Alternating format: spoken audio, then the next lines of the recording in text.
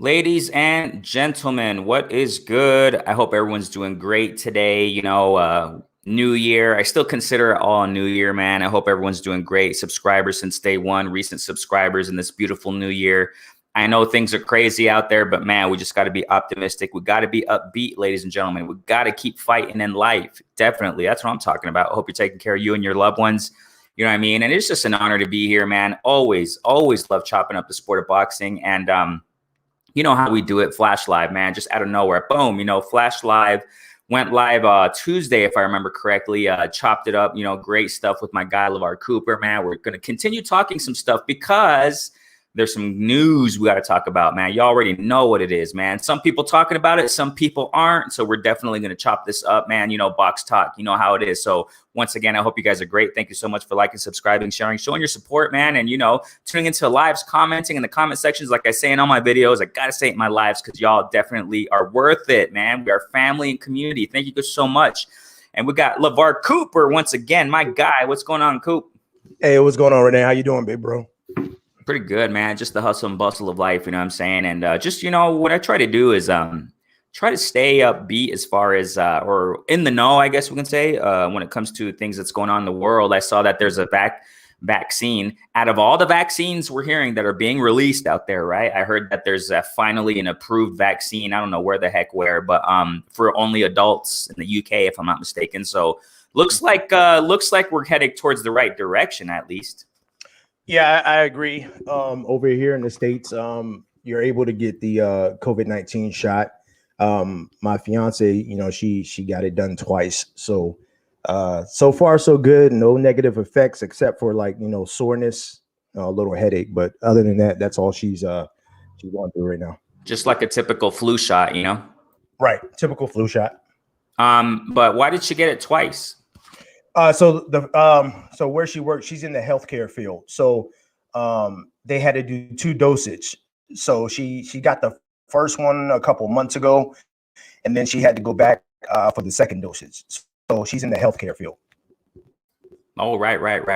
Okay. Hats off to your fiance, man. Definitely. I mean, I'm sure she's been had some tough times in that field recently, huh? Oh, she has, man. She's strong, man. She's a former Marine herself. So I really don't have to tell her to stay strong. She already knows what to do. So, Kristen, baby, I love you. Shouts out to your fiance, definitely, man. Coop, big homie Coop, what's going on? Big homie OG, what's going on, Coop? How you doing, man? Thanks so much for jumping in. Yeah, man, definitely. We're just doing a little chit chat, Coop. You know how it is, man. Ever since the new year, just in case you haven't seen it, I've been starting to do a different approach in lives, when it comes to Flash Lives, when I have a special guest, I'm saying, like Lavar Cooper, honorable guests. All my guests are honorable, you know what I'm saying? And we just do chit chat before we start talking boxing. Definitely got some boxing news today to talk about. And we're going to talk about some things. So yeah, definitely, man. Bruce goes, if you're available, I'm going to send you that link, buddy. Yeah, if you're ready, if you're available, bro, I'll send you that right now. Okay. All right, Bruce. So Lavar, I was going to ask you, man, you just mentioned right now, and we already know you're in the military. You were in the military, veteran, you know what I'm saying? And your fiance too. I mean, I remember, I think I mentioned to you already some time ago, I was going to enter the military back when I was 17 years old. I did the exam. I didn't pass the exam, the entrance exam or what have you, which is general knowledge of education or whatever. I failed in the math one because I hate math. I hate math. I think it's, oh my gosh. So, with geometry and all that stuff, algebra, I'm not that good at math, but, I failed it and I was like, screw it. I'm not going to go. But I was going to enter the military because I know there's lots of things that are heard about it, but what I do really appreciate and admire is the discipline. And that's what you were just saying right now. Your fiance, you don't really have to tell her, to be strong because you learn that in the military, right? Right. Yes, they definitely they definitely teach you discipline, how to stick with try to overcome adversity. When times gets rough, you just got to be able to stick with it and to overcome it.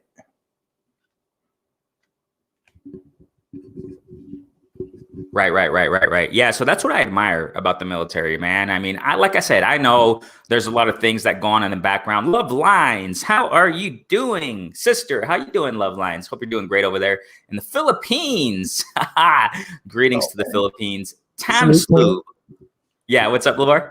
I was just saying salute to her. I said salute, Queen. Yeah, definitely, man. We got here love lines. Yeah, a great woman there. Tam's love. Okay, what does that mean there? Must be something to the Philippine language, right? She's a teacher. She's a she speaks great English. So I Awesome. mean, yeah, salute to her. I love networking with everybody on YouTube. It's just great, and she's a really great woman. Great family woman. Wife and stuff. Eric R, what's going on? Eric R? How you doing, man? How you doing? Thanks so much for jumping in the building. Slowly but surely, people are jumping in. So yeah, Lavar, that's the thing. I've heard there is something negative to say about everything. I mean, there's no perfect institution. There's no, where there are people, there's going to be some shadiness. You know what I'm saying? Where there are people, there's going to be some stuff. And I know there are things heard, but I really do admire those who have been in the military and that discipline. So what have you taken from that, Lavar? We're going to talk some boxing, ladies and gentlemen. Just to let you know, we're going to get into the boxing news in a moment. But we're just doing a little chit chat. You know what I'm saying? A little chit chat. I've been doing that ever since this new year, doing a little chit chat and lives. And I'm saying before we get to the boxing talk. So Lavar, what have you taken out of that? You know what I'm saying? Your military experience, like in your everyday life. Being able to apply the tools that was taught to me while I was in there, like, after I left the military, I'm gonna end up going through adversity again, either trying to find a job, or if I'm on a job and something's not going my way, I'll be able to, voice my opinion in a tactful way and try to get through the obstacle that's in front of me. Right. So you learned how to do that, get through your obstacles, tighten your belt and get at it. Right. Yeah, exactly, man. I mean, it's something that it's something that I try to teach my kids, because, once they become adults and they get out there in the real world, they're going to face some type of adversity. So it's going to be up to them on how they get through and push through that adversity. So, it's everything that I've learned either from, my dad or the Marine Corps. I try to apply that to my kids so that they can have a successful career when they get older. Man, ever since I've been growing as an adult, and from teenhood to adulthood, Macados of the South, Mac of the South. What's going on, family? Ogden's in the building. Big Ogden. Ogden, he fought in amateurs and a little pro. He has a little pro background in boxing. Oh, that's awesome, man. That's awesome. Yeah. We had a live session with him months ago. Had a little pro career. And he gave us really good experience. Well, he's been through some stuff, man. And what I mean by good experience, I mean, he has learned so many things, good things from, the sport of boxing, what to watch out for. Promoters, shady promoters, man, y'all got to go check that interview out. Go check out that live session. You'll check it out. You can check it out on my channel. Okay. Yeah, I forgot what it's called, Live with Og or something like that. I mean, yeah, so definitely, man, family right there, man. So Mac of the South, what's going on, family? Thank you guys for jumping in. That's what I was saying, Lavar, and we're going to get to some boxing talk, you guys, in a moment, okay? Like I said, we're just doing a little chit-chat, you know what I'm saying? A little chit-chat, warming up the mic. We're going to get to the boxing because we've got some good news. We got some boxing news to talk about. I don't know if it's good. Some might not be, just depending on your opinion. Live and exclusive. That's what I'm talking about. Live and exclusive. Yeah. So, as I've been getting older in life, I've learned, Lavar, like what you're saying. You're teaching your kids. The world is cold. You know what I'm saying? This world is cold. It's a cold world, man. We got to learn how to fight back. That's why I love the sport of boxing, and I admire, combat sports fighters, man. I mean, men and women, and I apply what they did in life, what they do in my life. Mm-hmm. Just a quick thing, real quick story, Lavar. PGH in the building. What's going on, family? Yeah, y'all jumping in. Thank you guys so much for jumping in, man. Eric R. Yeah, definitely, man. This happened some time ago. I shared it some time ago with Kurt. That once I have gotten food poisoning, bro, several times. That's one thing you guys got to watch out. If you guys plan on visiting Mexico, watch out for the food you eat, man. The food's amazing. I mean, hands down, the food's just amazing. Okay. Now, but there are some spots where you got to watch out for the food. You got to make sure the meat is well cooked, because the meat is fresh down here. Don't think that, food poisoning, the food is poison, it's all horrible. No, it's fresh. You know what I'm saying? we're used to eating fresh meat. You know what I'm saying? And that's the amazing thing about it. But if it's not cooked well, okay, then it can go down bad. So I've gotten food poisoning several times, man. I remember once I got food poisoning. My last time, as a matter of fact, this was about a year ago or something. But now I really watch out what I eat. I'm doing good. But the reason why I say all this, Lavar, is because of this. I want to share this experience that, you know, life is tough, you know, sometimes. And we really got to get that inner strength, you know, have faith, get that inner strength when we're going through difficult times. Because I was just, with this experience and food poisoning, I was just barfing, vomiting every 5-10 minutes. And then I went to the hospital. Man, it was just horrible. And that food poison, oh my gosh, you feel like you're going to die, dude. And I remember when I was in the hospital and they were IVing me up and stuff. You know, I remembered of Daniel Jacobs. There's a reason why I guess he's called the Miracle Man, because that guy overcame cancer, man. Doctor said he wasn't going to walk anymore, much less box. They told him you're not going to be able to, you know, do a lot of things in your life. And what did Daniel Jacobs do, man? They had a surgery. He had surgery on his back and his spine, if I'm not mistaken. Yes. But what did he do? He fought back. He fought back like a warrior. I understand, you know, up to as far as his pro career.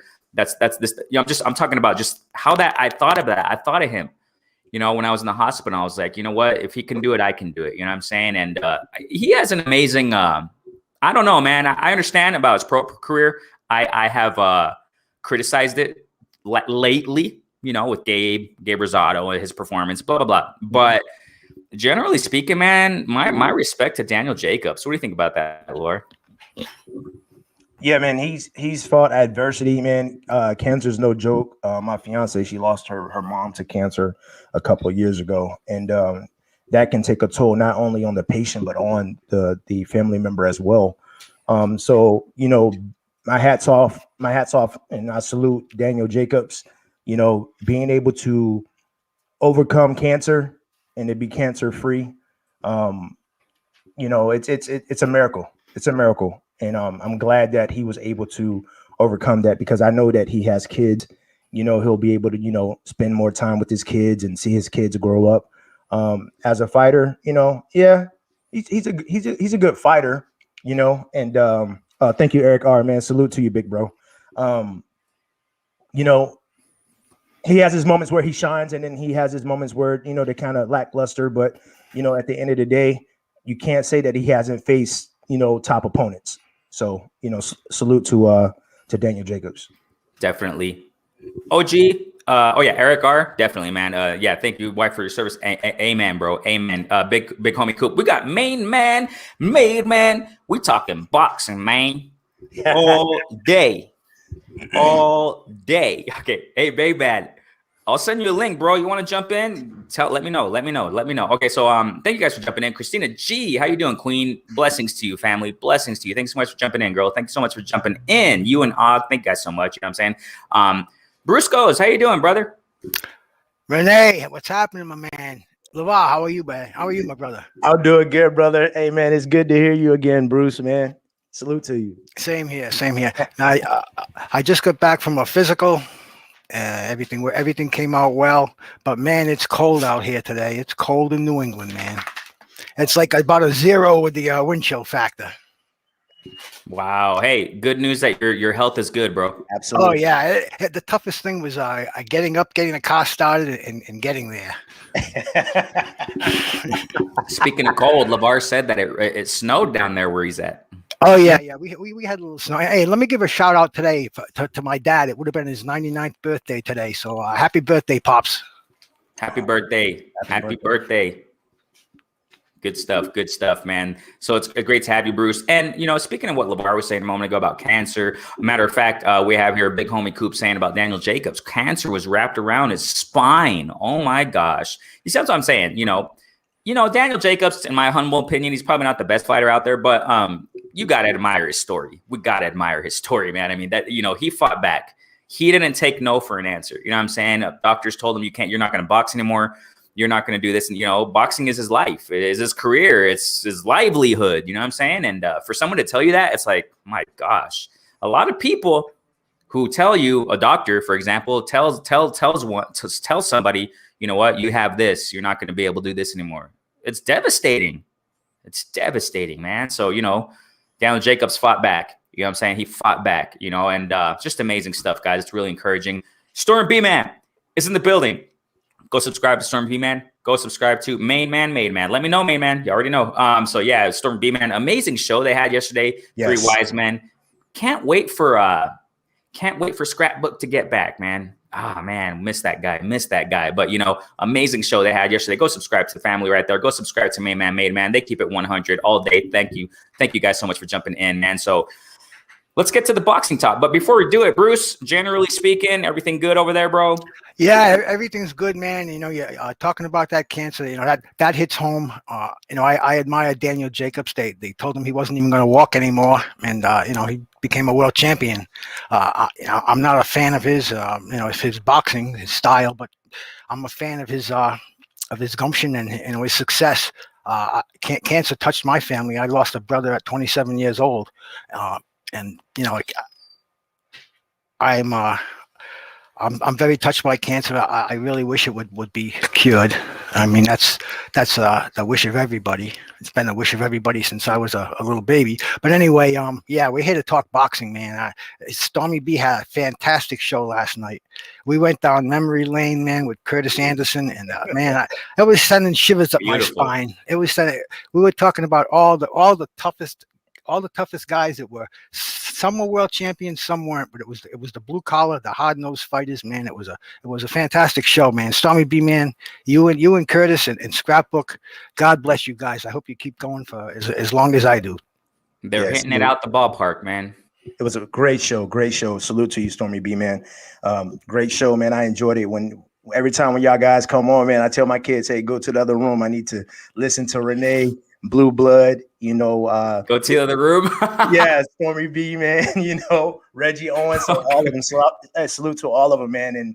And yeah, and definitely listening to Kurt Anderson. So I tell my kids, hey, go in the room, go do something.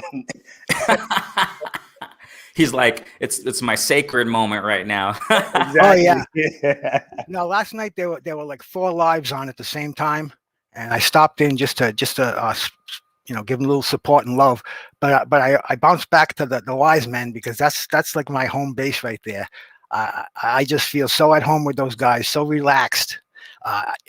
So much education coming out of there. It's a fountain of information. If I can pick up 1 or 2 things from every show, I'm increasing my boxing knowledge. And man, those guys chop. That's about the word I can say. They chop. And that's one of the reasons why, another angle of why I love the sport of boxing so much. It's so rich in history. It's so rich. It's just a never-ending fountain of, you know, knowledge and growth. That's what I love about the sport of boxing. You know, all these casuals got to keep growing. You know what I'm saying? A lot of casuals out there who just look at the now and who look at the new fighter out there that's coming up or whatever. You know, there's so much just history in the sport of boxing. It's just. I love it. You know, Mac of the South says here, great show y'all did on Blue Blood show yesterday. You know, salute to Blue Blood. I just, you know, it's just an amazing community. You know what I'm saying? I really, I dig. And just like Bruce said it, he said it time and time again, you know, I just really appreciate and cherish the platforms that are out there. Those who are really, you know, bringing it. And Stormer B-Man's one of them, Kurt, Blue Blood. For me, it's a select few. You know what I'm saying? I mean, a lot of them are out there, of course. I don't negate that. There are a lot of them out there. There are too much. So many. Not too much, but just so many. And I don't have time to check them out, all of them out. I just check a select few. You know what I'm saying? Story B-Man, Mainman, another one, you know, Blue Blood. No, Mainman is my brother, man. Oh, of course. I love listening to him. Okay. All day. Yeah. All day. You know what I like what he does?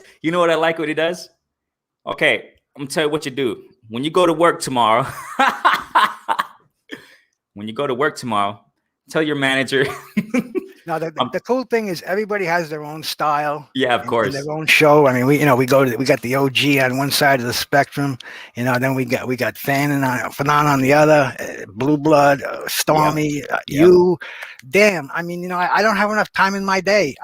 I want to go on these shows because I love listening to them. I want to support them, but like I said, I just don't have enough time in my day. There's only 24 hours, and there's probably 40 shows I want to watch. You know, but I catch the replays. You know, I always try to say something in the chat because that gets the algorithms up from what I understand, and it keeps the site out in the open more. So, I try to do that, but man, I wish I had a 48-hour day. Fannin is another guy I got to shout out. He, a lot of people don't know this. This was a while ago. He shouted me out on his channel. He really helped me out a lot. You know what I'm saying? He did. Maybe many people don't know this. You know what I'm saying? Fannin really helped me out on my channel some time ago. And I got to definitely shout out Fannin, man. And man, good guy. Good guy, man. I mean, wow.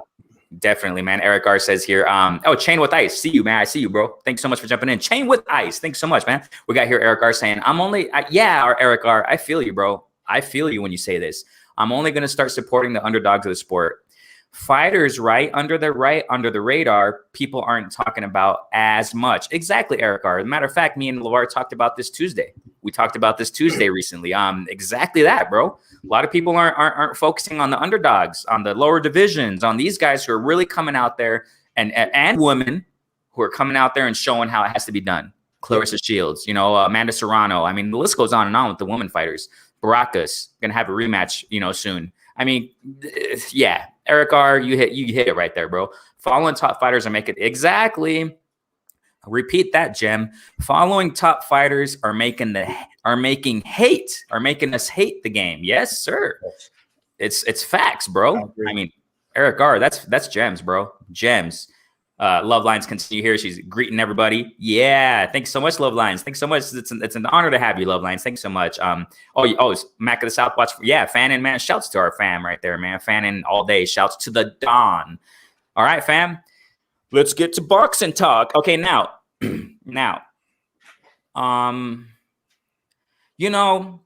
amidst everything that we're hearing in the sport of boxing and media, news, blah blah blah. I forgot. I forgot. We were on Blue Blood the other day chatting away. I was watching the live, whatever, right? And I was chatting there in Blue Blood's chat. And somebody blurted out there, "Hey, Caleb's fighting this Saturday." I was like, "What? Oh my gosh, I can't believe I forgot all about that." I forgot about Caleb fighting Saturday, man. This Saturday. Oh, let me just correct that. Stormy B, man, here. It's pronounced Fanon. Thank you. Yeah, I don't know why I always say Fannin. Fanon. Thank you so much, Stormy B, man. Otherwise, you come off like those guys who, oh my gosh. Fanon. Okay, I gotta get that. Just like Bruce Goes checked me some time ago with Andrade, the pronunciation of Andrade. There you go. Thanks so much, Stormy B, man. Fanon. Got it. All day. Oh, speaking of all day, Mainman. What's going on, bro? What's going on? What's up with you, man? My man Renee Box Young. Salute to everybody, man. Bruce, what's up, man? What's happening, brother? How you doing? Hey, nice to talk to you, man. Hey, it's always good to talk to you too, man. And thank y'all all for y'all support. Lavar Cooper, man. Salute to you as well. Salute to everybody on the panel and the chat, man. Renee, man, I can't tell you enough for how much I want to say thank you, man, for your support, your unwavering support, man. And much love to you. All day, man. That's what we're here for. We support the real ones, bro. We support the real ones. So let's get it, man. Let's get it. So I didn't even know I forgot. It's Caleb versus Truax. Okay. First and foremost, okay, let's get to Bruce. What do you think of that matchup? Well, I think they're just they're throwing things in our face. Truax is past his prime. They're giving us one name fights, and we're supposed to buy into them. And like we were talking about last night, I'm so spoiled from where I come from that you can't just throw garbage fights at me anymore. It's like a good wine, man. We don't want to drink Ripple and Mad Dog when we get older. We want to enjoy the fine Pouilly Fusées and the the Cabernets. But that's the way it is with fights with me. I lose a lot of attention when I get these fights now where we get the star and an opponent. I love boxing and I love watching it to see if there's going to be, see the action and looking for an upset. But the buzz just isn't the same anymore. When you see these names, it doesn't scream out, yeah, get yourself a case of beer and make sure nobody bothers you that night because you're watching a fight. And these fights are just not there anymore. I wish they were, because I'm, you know, my receptors are wide open, but I need something to stick to them. And you know, that's the way boxing is with me today. I got a feeling Caleb Plant is going to walk right through him, and you know, I'll be watching it, but you know, I'm not all that excited about it. I got you, bro. I got you. What about Mainman? What do you think? Well, I mean, Caleb Plant, and it's nothing I'm looking forward to this particular fight, but I will say that at least he's building up anticipation for something bigger afterwards. The way, you know, I always look at boxing like wrestling. Remember how wrestling was like the WWE Monday through, on Saturdays, they'll give you like Hulk Hogan versus John Jackson or something, you know, some unknown guy, you know what I mean? And then they'll wait to those pay-per-views and those big moments to give you those big fights. And it's like boxing kind of went to that model. They went to a model like in between, we'll give you a bunch of lower tier fights, but we're going to give you that big one. You just got to wait for it. So in Caleb Plant's situation, I'm looking forward to see what he do with Canelo. I'm mad that he moved David Benavidez out the way and doing other things before he got to David Benavidez, given their history. But it's like with this pandemic and everything, man, we just got to have our expectations that they're going to give us lower tiers until they can get enough money together to give us something major. And it's an unfortunate model. I don't know if it works out, but that's just where it's at, I think. Good stuff, man. Good stuff. G5's in the building. How you doing, G5? Salute, Renee. Salute. What's going on, my brothers? Lavar, Bruce, Mainman. What's going on, my brother? Hey, what's going on? What's happening, bro? Cooling, man. Hey, salute. Definitely, G5. What's your take on Caleb Plant versus Truex? Well, I mean, it's a fight, so you know we can't complain as boxing fans. We got us another fight. You know, Caleb Plant is a good fighter. Truex, decent, not no, you know, world breaker or world beater, but he'll put up a fight.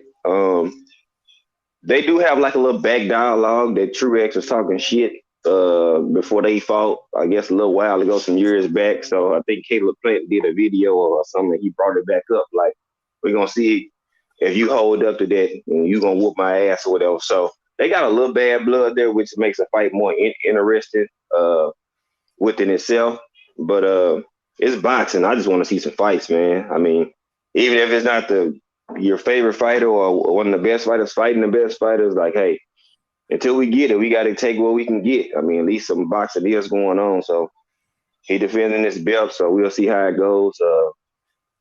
Not the matchup we want, but hey, it's boxing. So, I mean, somebody going to get their ass whooped either way it goes. So that's what we come to see. So I'm interested to see what happens after this fight. You know what I'm saying? That's my thing. What's the next step for Caleb Plant after this fight?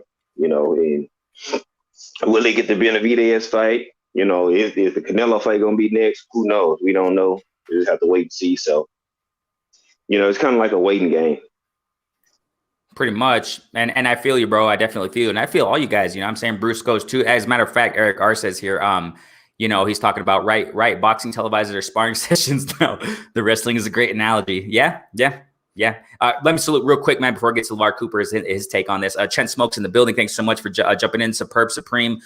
Okay, I feel you, Superb Supreme. Yeah, okay. Yeah, you know what? Superb Supreme, just let you know, bro, you know, mini introduction. You're new here. It looks like, you know, go ahead and like and subscribe. You know, this is a platform. We just speak with the sport of boxing. Everyone has their opinions, you know what I'm saying? LDBC has shown me nothing but love, Superb. Nothing but love. As you can see here, man, we got G5, you know what I'm saying? I mean, Curtis Anderson has Stormy B, et cetera, et cetera. List goes on and on. You know what I'm saying? Inviting me to Blue Blood, you know, Blue Blood. Shouts out to him. He invites me constantly there. You know, Superb. I understand, bro, but you know, here is an open platform, bro. It's all love here, and I'm not saying it's all love another channel. I don't know the background of that, bro, but you know, you're welcome here, fam. And you know, we just try to keep it level-headed, fam. This is a mature platform where we just do it, you know, level-headed. You know what I'm saying? Folk, where we speak of the love of the sport of boxing. You know what I'm saying? But you know. LDBC has shown me nothing but love, fam. Nothing but love. And I gotta, you know, always support them. You know what I'm saying? They're awesome. You know what I'm saying? And everyone has their different opinions. You know what I'm saying? Everybody has a different perspective. So Superb Supreme, you're welcome here, fam. Everyone is welcome. Everybody's welcome here. You know, thank you guys so much for jumping in. I don't know if I miss anybody, saluting anybody, but thank you guys so much for jumping in. Chen Smoke, thank you so much for jumping in. Chen Smoke, man. Lavar, what do you think about Caleb and Truex? I think Caleb Plant, he's gonna have to show up and show out. if he shows up and show out and then, he knocks out Truex, then yeah, that'll set up a fight with Canelo. The thing Truex, man, I go back to that Peter fight where he got cut. To me, the cut wasn't that bad. I seen a fighter with a worse cut than that, like Badu Jack, and they ended up calling the fight.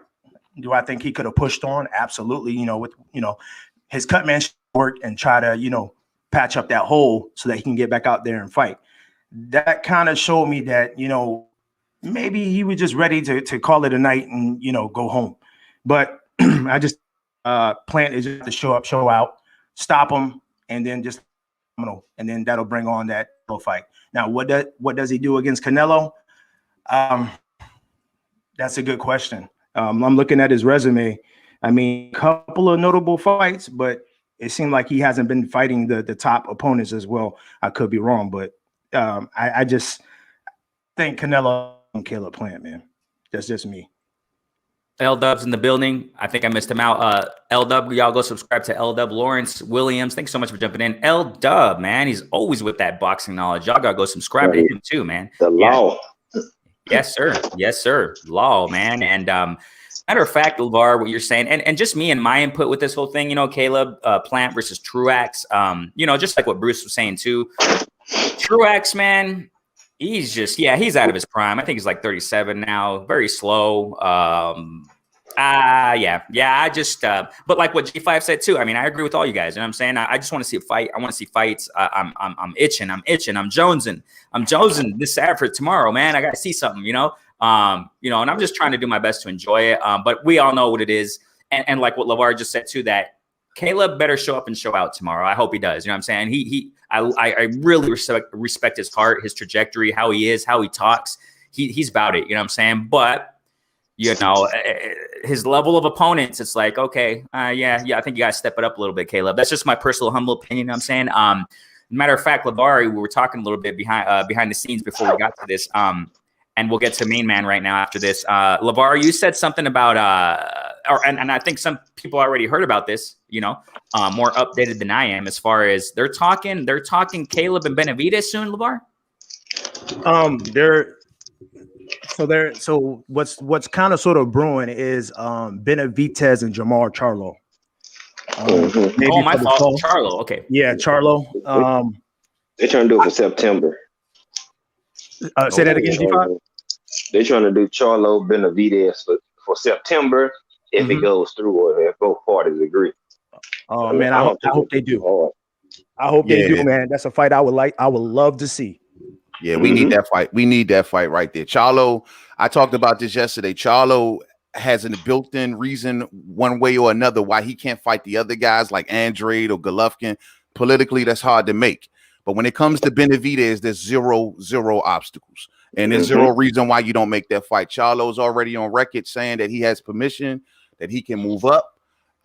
He's clowning Benavidez out here in the public. I think that fight needs to happen, and I think that's a great fight for Charlo, especially since Eubank ran for the hills. You know what I'm saying? Absolutely. I agree with that, man. It's another tough fighter with power, who's a live dog, and who's not gonna go nowhere. You a live dog who's not gonna go nowhere. That's instant fireworks. You're gonna get a phone booth fight. You'll get some outside, but you're gonna get a phone booth fight, and that's what we like. You know what I'm saying? Now all this running and dancing around, it's okay to use your skill and box, you know what I'm saying? But you train for 8 to 12 weeks. I'm not gonna run this whole fight. I'm trying to put some paws on somebody. You know what I'm saying? That's what I'm just trying to figure that out with these new age of boxers. You know what I'm saying? It's like you train and you in a dangerous sport. Why are you scared to get hit if you've been getting hit for 12 weeks already? You know what I'm saying? It makes no sense to me. Like, I don't know the game plan or the logic of people's strategy going into the ring, but some people act like they scared to get hit. I'm like, why are you boxing then? You're in the wrong sport. Yeah, I think Charlo should take a touch before he go up to 68, or he should go straight there. Go ahead and go. Now, just real quick, why do you guys think we can jump to let's jump to Lavar, and then we'll jump to Bruce Goes, Mainman, G5. And before we continue, check who's jumping in the building. Stormy B, man. How you doing, brother?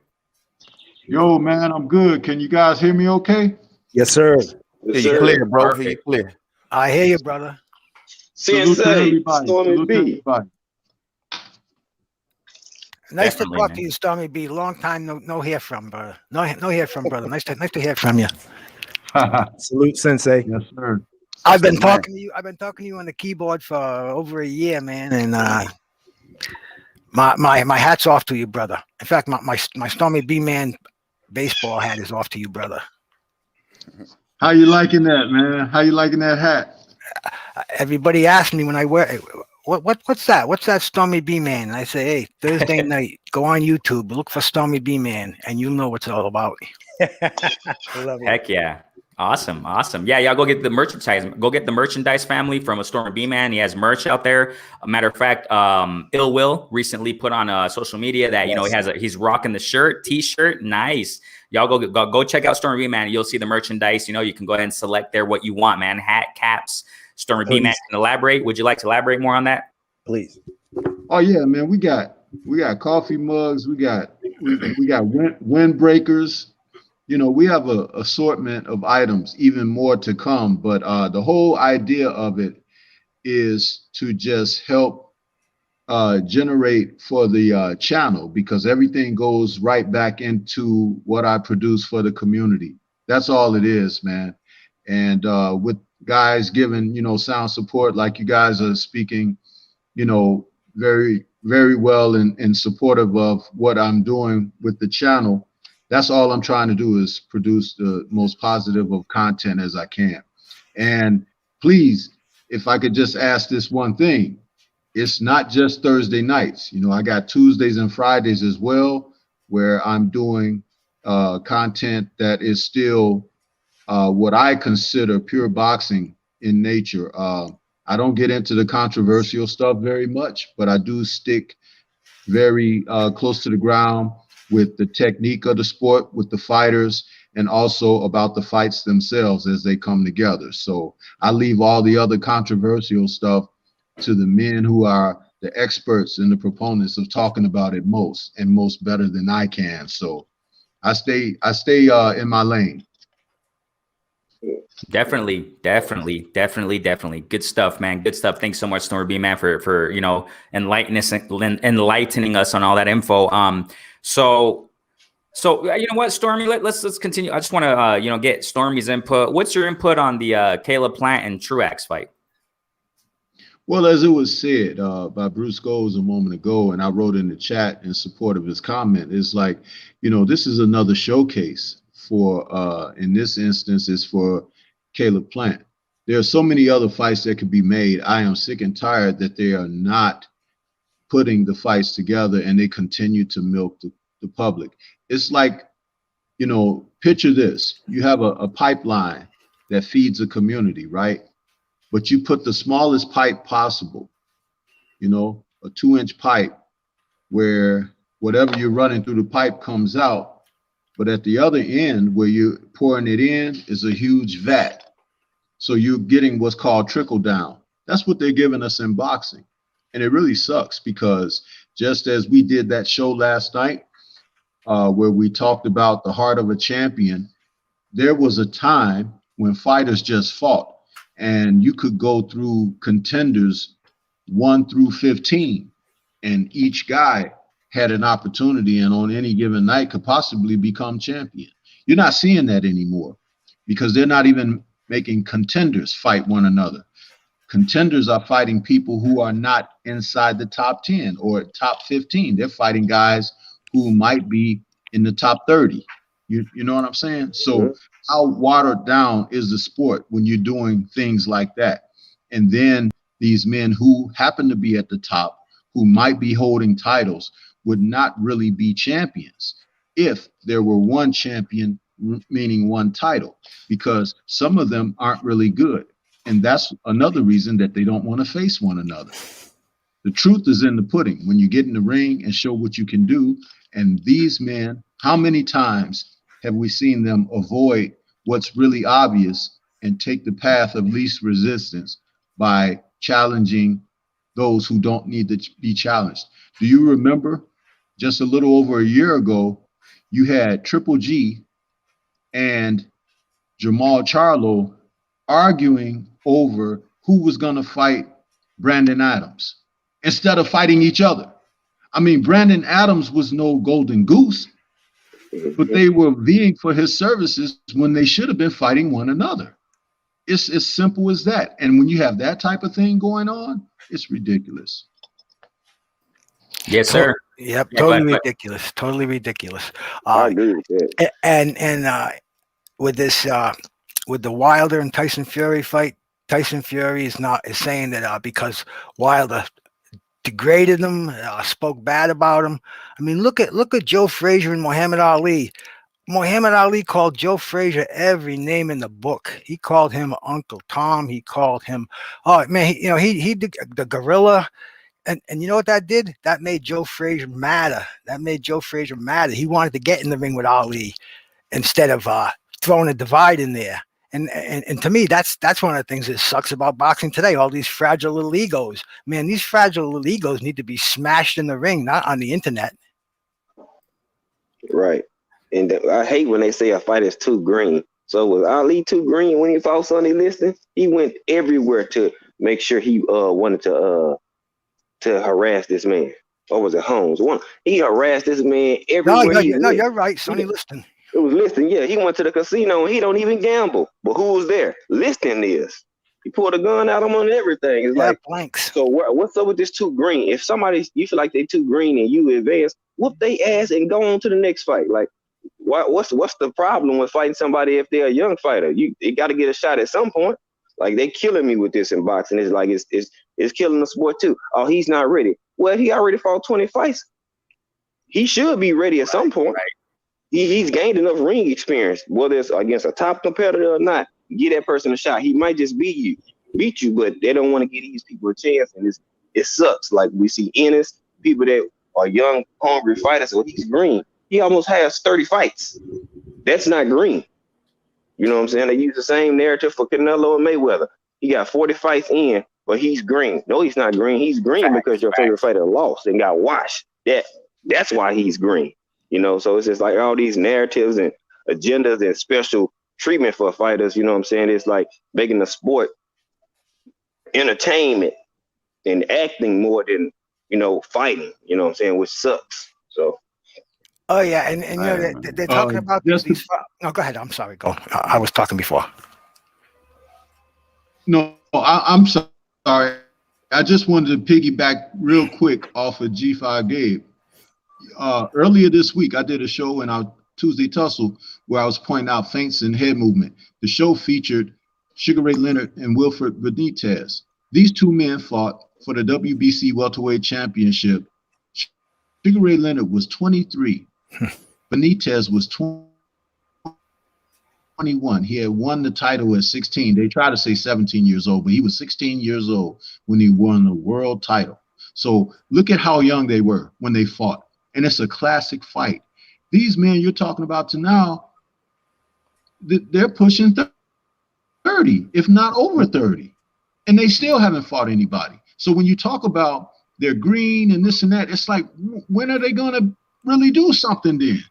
You know what I'm saying? When they're 40, like people want to see Pacquiao at 43 fighting somebody.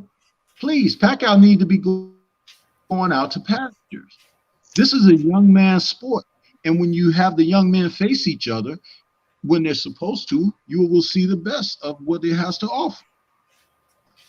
I mean, I put a lot of that too on these suits and ties. You know what I'm saying? The difference, one thing that the gladiators from the Coliseum and everything like that always shared in common with boxing. The one thing I always noticed, they used to have this saying, you got to win the crowd to win your freedom.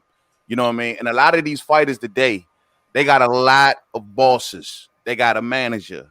They have a promoter. They have a network. They have obligations in their careers. They have no control over their careers. They got to go where these suits tell them to go. The problem is nowadays with these fighters is that they're happy being taken care of instead of winning their freedom, instead of going through that gauntlet and then becoming that big time fighter, that icon, and then winning your freedom and say, I can go and do anything I want at this point. They don't have that attitude no more. It's more, I'm good with my promoter giving me these checks to fight this little guy right here, and I'll do it again in the next fight. And that's the attitude in today's fighting, as opposed to yesterday they wanted to win their freedom. They wanted to go through the gauntlet and get from under someone and become their own, you know. But today it's more, no, let this guy take care of me, make my fights, tell me who I gotta fight, and I'll go. Simple.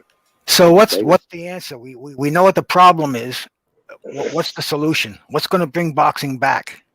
Okay, wait, let's check. Lavar, what do you think about that? What can we, you know, because this is one of my next questions, is like what you guys are talking about. One of my questions is, okay, so we're talking about Charlo. It looks like he's going to fight Benavidez, hopefully in fall. I mean, that would be amazing. But my question is, why hasn't, and I sent you guys, okay, in the panel, a private message. If you guys can just check that out, one of you guys, and go ahead and respond to that, please, because I got a little doubt in my head in that. Okay.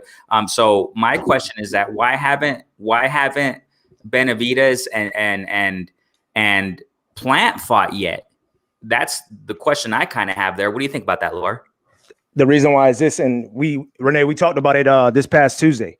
These fighters are afraid to lose. They think that one loss will define who they are as a fighter. You know, when you think back in the day, like Pernell Whitaker, he's my favorite fighter of all time. How many losses did he have? He had a couple, right? But he fought top opponents. These fighters these days are afraid to lose because they think that it's going to hurt them financially. They think that they're not going to be marketable to us, the fans. So they just got to get it out of that mind that a loss is not going to define who you are as a fighter. You just have to go out there and fight the top opponents. If you want to be in the Hall of Fame one day, you have to fight the top opponents, no matter what. They can't keep giving us these lackluster opponents, because what that's going to do, that's going to take some boxing fans, and some of those boxing fans are going to gravitate over to the UFC because Dana White is going to make the best fights that are out there. And the reason why I say that is because look at John. I'm a boxing fan, but look at John Jones. He's now campaigning at heavyweight. You telling me some of these people out here are not going to tune in to see John Jones Bones fight at heavyweight? So what boxing has to do, they have to give us the mega fights that we want to see. If it takes for them to sit up here and buy out from their promoter like Floyd did with Bob Arum, then that's what they should do, because I don't understand why they're not using that blueprint that Floyd gave them to become their own boss so that they can set up these mega fights and get all the money. To me, it seemed like these fighters want that Floyd Mayweather payday, but they don't want to fight the top opponents to earn it. Got on that G5. Why haven't we seen Plant versus Benavidez yet? Plant versus Benavidez. I put it, it's 50-50 in my eyes. It's like I put it on the suits in the network, but also it's on the fighter's job as well. You know, I look at the promoters in these suits. They look at these fighters as, okay, I'm gonna sign you to my promotional network. Now it's up to you to see if you're worth me putting my money behind you. So let me see if you can sell and market yourself. That's the narrative I'm starting to see with these networks. Like, can you market and sell yourself? If you're not a product that's gonna make them any money, why are they gonna put money behind you? This is like if you have a product and you say take it to a company and you want them and you're trying to get that your product sold at that company store. If you're not doing numbers or making any revenue, why the hell are they gonna put it on their shelf? It makes no sense. So some fighters are sitting here like canned goods. They on the shelf. Right. You might be good, but how good are you? You're not doing anything except signing to a network and sitting down on your hands and on your butt and hoping that they do everything. Well, they're not going to do everything because they need to see if you're going to actually try to push your own self and promote yourself in spite of being signed to a promotional network. You know, so it's like, if you see that they're not promoting you, why the hell are you not promoting yourself in the age where we have social media and it's so prevalent to everything that we do? You know, I'm 32 years old, but it's like, come on, y'all. It's like back then they didn't even have social media, and they still were world-breaking and groundbreaking names. You know what I'm saying? Just by choices that they made. Okay, I'm gonna fight him. I'm 25. He's 25. Let's fight now. By the time they're 28, they might have fought 3 times already. You know, that what kind of, you know, has me like so damn confused about Canelo. Why turn down $75 million for 3 fights during a pandemic? Like, It makes no sense. Like I'm still trying to figure that out. You had 25 a pop. He didn't say just for one fight. You got Charlo 2 times and Caleb Plant. I'm like, wow. You turn it down during COVID. Man, if it wasn't COVID, what you think you'll get then? But people are scared to bet on themselves. You know what I'm saying? Like, if you're so good and you believe in your skill and everything that you're doing, why the hell won't you bet on yourself? You know, so it's like you can say that I'm a great fighter, I got these accolades, but that's in the past. What are you doing right now? What are you doing right now to make people take notice and watch your greatness? You know, so I mean, I don't know, man. If these fighters are comfortable, it's more money being thrown out there, and if they can get 3 or 4 million to fight a C-class fighter, they're gonna do that until they don't have to. You know, it's sad, but people don't want to be great no more. They just want a big bag and want to clap. And I think that's just what it is. Yeah, and I think it's a mix of that. You know, what Mainman's saying also, the suits, the politics, man. And we see it time and time again, you know what I'm saying? But as I said, you know, the good thing here, I guess we can say, is that we do have great fights coming up, you know what I'm saying? Not necessarily maybe this Caleb Plant and Truax, but there are great fights that we're seeing in the lower divisions, you know what I'm saying? Definitely. And that's something, as a matter of fact, that Eric R said a moment ago in the chat, that, you know, I'm starting to focus more. I'm trying to, at least. That's why in this channel, at least, I try not to focus too much. Obviously, I do talk about it from time to time, you know, just to be in the know and stuff like that, and to give my input concerning certain things that come out in boxing. But I'm not paying attention to this Ryan Garcia's. I'm not paying attention even to Pacquiao anymore, man. I think Pacquiao should have retired a while ago, in my humble opinion. You know what I'm saying? Because look what he's doing. Look what he's doing. You know what I'm saying? What's going on? Okay, apparently he's going to fight Ryan Garcia for this exhibition fight. And what the heck is going on with the belt? WBA, he's been holding that belt for about a year and a half. What do you think about that, Mainman? I mean, when I listen to that, I blame today's fighters for that, because they need to stop worrying about Pacquiao. If they start worrying about Pacquiao and putting so much stock into him, oh, we got to go and fight Manny Pacquiao. Pacquiao will fade off and do what he want to do, exhibitions or whatever. They need to worry about each other. My thing is, when you look at, say, Earl and Terrence, they have the biggest fight in boxing right in front of them. They don't have to speak on Canelo. They don't have to speak on Pacquiao. They don't need them right now. They're getting to a level where their fight is engulfing boxing. There's no reason to invite those guys into your clout or whatnot. You know what I'm saying? So I blame today's fighters. They put too much stock into Manny Pacquiao. If they just move like Manny Pacquiao is not there, then you let Manny Pacquiao come out and decide whatever he wanted to do. But don't worry about it. And I put a lot of that on today's fighters, because that's just how they do it. Right. JC's in the building. Sam, thank you guys so much for jumping in, man. Thank y'all so much. Remember, Mr. DAZN, I feel you, bro, and your opinions. Just, you know, keep it respectful here with the other people in the chat. Definitely, man. But thank you guys so much for jumping in, man. Thank you guys so much, man. Love the input. Stormy B had to go he had to go, but he's going to be tuning in, man. Thanks so much, Stormy B, for jumping in, family, man. I love this. I love hearing from you guys, man. That's what we got you guys here, man. Love hearing from you guys. So, yeah, man, we got Caleb, and I think it's what you guys are saying. I mean, I definitely agree. You know, it's just that it's a mix of it. It's a mix of it, like what G5 was saying a moment ago, that I think it's a mix of both. You know what I'm saying? That, you know, the politics, and I also think that, and what Lavar said, that these guys just don't want to lose that. Oh, you know what I'm saying? They don't want to put the risk out there. And G5 said it well, that, you know, a lot of people nowadays, and it seems like the community saying it a lot. Sometimes the teams of certain fighters say, oh, he's green, he's not ready yet. If you're a pro, you're ready, bro. You know what I'm saying? And I said this some time ago. I'm not, you know, enough with the excuses. Enough with the excuses, okay? And this goes in all aspects. For example, Pulev came out recently after he got smashed by Anthony Joshua. His team came out and had the audacity to say, oh, you know, Pulev was suffering from COVID. What the heck do you mean? Don't you guys do tests on the lead up of COVID? Of course they do. How can you say that he was suffering with COVID before the Anthony Joshua fight? Didn't they test you, bro? And then all of a sudden they came out after the fight, after Pulev got smashed. Oh, you know, he was suffering with COVID and he didn't give it his all. You know, what happened recently with, and this is not too recent, but what happened with Parker? Parker, he was supposed to fight Chisora. Probably not the top-notch fight, but whatever. But what I'm saying is excuses. That's my focus here. Parker came out and said, oh, a spider bite. Yeah, it was a spider bite, so I had to skin out on that. You know what I'm saying? What happened with okay, let's continue. What happened with Rigondeaux? Rigondeaux when he fought Lomachenko. Oh no, you know, Rigondeaux was a smaller guy. Then why'd you move up, bro? Don't give us any excuses. Mikey Garcia when he got smashed by Spence, you know, whatever you want to call. Other people want to say, oh, he didn't knock him out. Who cares? He boxed him out. So every round, okay. What did they say about Mikey Garcia? You know, he's the smaller guy. And no, he's not. If you move up to the weight and you think you're man enough to move, you're a pro. You're a professional, bro. If professionals move up to a certain weight, they know what they're doing. Don't they have professional, highly paid trainers around them and coaches and conditioning, blah, blah, blah, right? Right?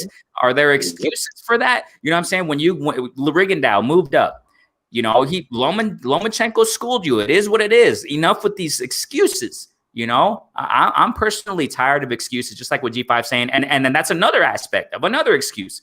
Oh, yeah, you know, when Canelo fought Mayweather, he was green. Shut up. He wasn't green. He was a pro fighter. He had a lot of fights under his belt. And check this out. Canelo was the one who was calling out Mayweather, or am I wrong? Was it the other way around? No, it was Canelo. Canelo wanted to fight at 152. And for a long time, he wanted to fight him. He kept calling him out. Him out. So I'm not gonna be on your undercard until I'm gonna stop being on your undercard until you fight me. Like he's making you. So how you gonna tell him I'm gonna stop being on your undercard? You fool. So it's a mix of, you know, and that's the thing. It's a mix of all these things. The politics, fighters don't want to lose their O's. Boxing community coming out and protecting these guys. You know what I'm saying? No, he was just too green. No. He was a bigger guy, so I mean that's why he got smashed. I mean, just hush puppies. You know what I'm saying? Enough is enough. And check this out. You know what I love about this? That, you know, and this is what I love about these lives. It's organic. You know, I have my bullet points. Lavar already knows I had my bullet points, but it's just organic. We just go off of what you guys say. You know what I'm saying? That's what I love about it. That's how we grow. You know what I'm saying on this. So you know what I'm saying? All these excuses, and this is what I'm saying. I got kind of lost, but okay. The platforms that are coming out nowadays, this is what I love about it. The boxing community, these digital outlets that we have in our hands, we're taking advantage of it. And I said this time and time again on my platform, we have a voice. Even though we probably don't agree on everything, you know what I'm saying? It is what it is. That's how it is. That's how we're unique. But we can agree on that. We all have a voice, ladies and gentlemen. I personally think that there's a new era, you know, of fight fans, new breed that's coming up and speaking out against this, which the OGs feel passionately about, because like Bruce Go, Stormy B, man, Curtis, you know, we all feel that, you know what, we got to bring this golden era back, and we're speaking out on this, and it's amazing. You know, we got Mainman, we got G5, Lavar, all agree on this. We're tired, and we're tired of it. You know what I'm saying? We're to the point where you're like, you know what, enough with these excuses, enough with this nonsense, enough with the, you know, y'all got to go out and fight. You know what I'm saying? So it is what it is, man. I definitely agree. And I think it's a mix of all these things, you know what I'm saying, that's going on, which is avoiding fighters fighting each other. You know, I repeat one more time, they just don't want to lose their O's. They want to make more money, as much money as they can, fighting B-level, C-level fighters. You know what I'm saying? Canelo versus Yildirim. I understand it's a mandatory, but yeah, you know, there's just a lot of fight, not just Canelo, a lot of fighters out there. I'm not just picking on Canelo, but there's a lot of fighters out there. Plant versus Benavidez, they've been going back and forth for years. If I'm not mistaken, years, plural. Okay, these guys have been going back and forth, Okay, where's the pudding? I mean, enough of this Twitter talk and this and that, and enough of that stuff. You know, and that's one thing that I kind of that rubs me the wrong way as a fan in the sport of boxing is Ryan Garcia. I mean, this guy, he's just a Twitter fanatic and Instagram, whatever. That's fine. That's his thing. But, you know, you're just jabbing away too much, bro. You're blabbing your mouth off a little bit too much. You know, go fight Tank. Ever since when? What happened with the Tank fight? What happened to that? I got tired of following that nonsense. You know what I'm saying? I got tired of following that soap opera of Ryan Garcia. Oh, I still got to fight. You know, Tank has to fight me. Oh, big announcement coming up. You know what I'm saying? And what did Tank do? He said, hey, I'll get paid. I'll take a less purse. I'll take a lower purse to fight you. Let's go. And what happened? What happened there? Nothing. Exactly. He told him, you can have the A side. Even though I'm the A side, you can have the A side. I just want to fight you. That's ultimate confidence right there. Absolutely. That you can be the person. You can have the A side, because either way it go, I'm gonna whoop your ass either way it goes, and I'm cool with that. You know what I'm saying? Yeah. That's the energy I'm talking about. But you're like, oh, wait, he's being moved slow by Mayweather. Well, just because he might be moved along slow by Mayweather don't mean that he doesn't physically want to fight these dudes. That's his promoter's ideology, not his. You know what I'm saying? So it's like you can't put the Mayweather philosophy on him just because that's who he's promoted by. You know what I'm saying? The dude want to fight, and he does have skills and is the goods. You know, whether they want to admit it or not. Oh, he just knocked people out. Well, don't you know knocking people out is a skill and a technique to set people up? Mm-hmm. That's what I like Seaton Tank. Well, that's why I like him, because he sets his knockouts up. That is skill and talent. If you don't have to outbox a person and you can beat them up, they're gonna do exactly what they feel. Oh, I ain't even got to worry about pulling out all my tools on this fighter because he can't even take what I'm giving him now. You know what I'm saying? So, you know, a fighter is gonna do and take what he's given in the ring. I mean, he didn't do this. It don't matter. You know what I'm saying? If he got the dub and he can box, but he chose to make it a phone booth fight, then it is what it is. Like, I think boxing right now, I'm gonna be honest, it's in one of its most threatening, perilous times. You know what I'm saying? I've been watching boxing for a long time. Boxing has never, over the decades, really been under a major threat until really now, because wrestling and any other combat sport never really threatened boxing. But today, boxing is being threatened by the UFC because their numbers are rising and they are getting bigger and bigger. And most importantly, this attitude amongst not giving us the best fights created a void in boxing where these YouTubers and these celebrities are able to walk in. Now, these promoters are looking at these YouTubers. They come in with built-in fan bases. They don't have to promote them because they're on social media all day long. They're on their YouTubers. So it's given a void. And I feel like between the YouTube thing and between the UFC thing and not getting the best fights off the ground right now in boxing is under threat and fans are going to start to leave. Mm-hmm. Boxing got to give us something to hold on to because these YouTuber dudes, they see that void. That's why they able to walk in, get the fan, bring their fans with them. And the second that boxing pisses them off too much, they're going to leave the sport and take those fans back with them. You know what I mean? And I really, really feel like boxing is under. And just real quick, just as a solution, one solution I think that can help out the sport is if we get these monopolies out of boxing, meaning that, and I know this is wishful thinking because I know our promoters are, they are obligated to these networks. I think we're in a new time where you got these rising of these apps like Fight TV and all of these other little apps where you can do viewing on, you can view fights. I would like to see promoters get away from the networks because that prevents so many fights. You know what I'm saying? Just a little solution. Oh, real quick. Did you know that Clarissa Shields? Interesting that Mainman brings out Clarissa Shields. She talked about recently on Instagram. She was talking to her promoter, streaming her live, right, and saying that one of the reasons why she hasn't fought, you know what I'm saying, is because the networks don't want her to fight in their, you know what I'm saying, platforms. You know, these networks, exactly what Mainman is saying here. Wow, and he said, it's not my promoter. She said, it's, at least for her situation, she said, it's not my promoter that's prohibiting the fights I want. It's the networks. And she called them out, ESPN, all these networks, man. She said it, you know, and I personally believe in Clarissa. I've heard out there that they're saying, oh, you know, Clarissa is because she's too aggressive. She's too, what the heck? This is combat sports. You know what I mean? Too aggressive and what, you know? They don't. She's a woman and she's unapologetically black. Right. And she's a great fighter. Mm-hmm. Yes. And that's what they don't want. Unfortunately, I don't like to use the race card and stuff like that, but we just got to be honest and keep it all the way a buck. They don't want her to outshine Katie Taylor and these other fighters that they want to have as the face or the cream of the crop. But they won't even fight this woman. And she's willing to go down to their weight classes or meet them somewhere in the middle where it's even. You know what I'm saying? They don't want to see her shine. She's already doing crazy accolades in such a short time now. You know, if they let her get that stardom, then, you know, she really going to be the face of it. And then you'll have an outspoken, unapologetically person who's not going to, you know what I'm saying, tuck her tail to please anybody or appease a certain audience or a certain network or something like that. She gonna speak her mind. You know what I'm saying? And these days, if you speak your mind, you are a threat to any network if they don't buy into what you're trying to do. because they know you're not a yes man. You're not just gonna go on. Okay, you're gonna fight this person. They're gonna be like, no, the hell, I'm not fighting that person. I'm trying to be great. You're gonna have to go ahead and set me up a fight that I really want. You know, so it's like, you know, it's gonna be an uphill battle for her. So I would like to see her on a Errol Spence and a Wilder undercard, just for the exposure as the crossover. You know what I'm saying? And I say crossover for a woman being a co-main on a man's card. You know what I'm saying? That's why I'm saying crossover on that, because we don't see it.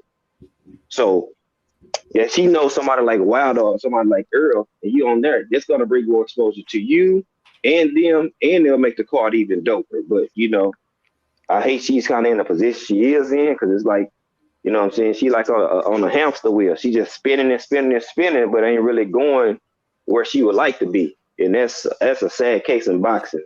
You know, you got people who with these accolades, due to their skin tone or certain religious you know, backgrounds or preferences, you know, people don't want to push them, you know, and it's sad. But then you'll have a B minus fighter, and they just try to make them seem like they all world, and they get in a fight and get their ass knocked out in 5 rounds, you know, against a cherry pick gone wrong, or against a less achieved fighter. And then you're like, well, damn, if he was that good, well, how good is this other person that we did push? But it's too late. You know what I'm saying? I.e. Lomachenko. You know what I'm saying? Everybody wanted to put all this cloud around his name and all these fights. First of all, I've never been too big of a fan, and I'm gonna let it pass off somebody else. If you have to fight 300-something, 400 amateur fights, you must not be too confident in yourself of going pro. That's my thing. Like after 150 amateur fights, okay, it's time to go on to the next level, bro. You know what I'm saying? What else do you have to prove at an amateur level? And people want to give them all this credit. You 23, 21, you fighting teenagers, bro. That is weak shit. For real.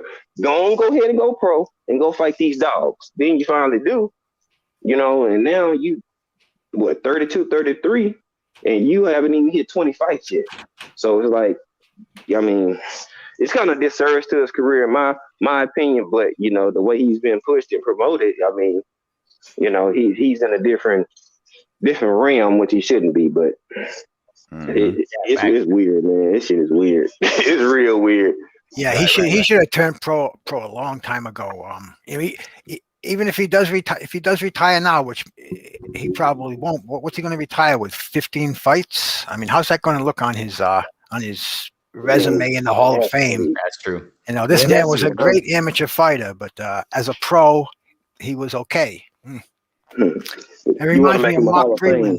It reminds me of Mark Breland. You know, he was the same way. He was an outstanding amateur fighter. I think he won the New York Golden Gloves 5 times, which is unheard of. He won a world title, but then he folded up as a pro. He just didn't come out to his full potential. And you know, the thing with boxing today is we have to adapt, because we're in a whole new era. We're in the internet age. You know, back in the day, after a fight, you didn't get information. You got information maybe in the newspaper, but then after that, you had to wait 3 months to read about it in the boxing magazines. Now there's 1,000 platforms that are talking about what they think the fight was like, who they think should have won, excuses here, acolytes here. You know, boxing has to adapt to this world, and fights have to be made. Maybe I know they have to be made faster. You can't wait a year, fight once a year, and expect people to remember your fight. You know, I come from the era myself where, you know, guys like Ali, Duran, Leonard, you know, they were fighting 3-4 times a year. You didn't have a chance to forget about them, because they were right in your face again. And it was, you know, advertisement, the promotion. We learned to love boxing, and was fed to us in the right way. Now we're getting stuff slammed down our throats. We have to filter out the bad and take in the good, and it's nuts, but we have to adapt to that, because it's not going to change. You know, it's not going to go back to the old ways. Those ways are dead and gone. Boxing is in the future. I don't know where it's going, you know, but I know we do have to adapt to it. And fighters have to be men. They can't be, you know, internet nerds and be going back and forth. I mean, these are men. You tell me you want to fight me, man. I'm going to kick your ass, and the fight is on. Right. Well, whatever happened to those days? Whatever happened to those days, man? Whatever happened? You want to fight? If you tell me you want to fight me, Bruce, and we already know that it's gonna be a good fight, you got one time to call me out. It's on. It's on. You got one time. As soon as you say, "Oh, you want smoke?" Bet we can go ahead and extinguish that real quick. You know what I'm saying? And then like fighters, okay, you watch a fighter.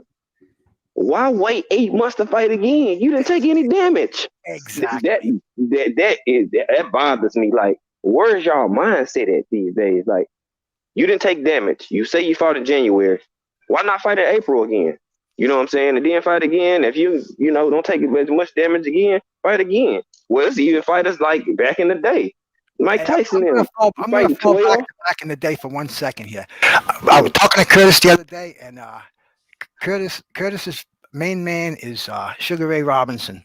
Now, Sugar Ray Robinson had almost 90 some odd fights before he fought Jake LaMotta for his first loss. It was a grueling fight. 3 weeks later, the rematch. Yep. Unheard of today, man. That's unheard of. That's why I'm so spoiled. I wasn't around for those eras, but even the era I was around in, the Ali era, the Sugar Ray Leonard era, you call somebody out, man, and that fight was made. Don King heard that. He heard the cash register when you started talking like that.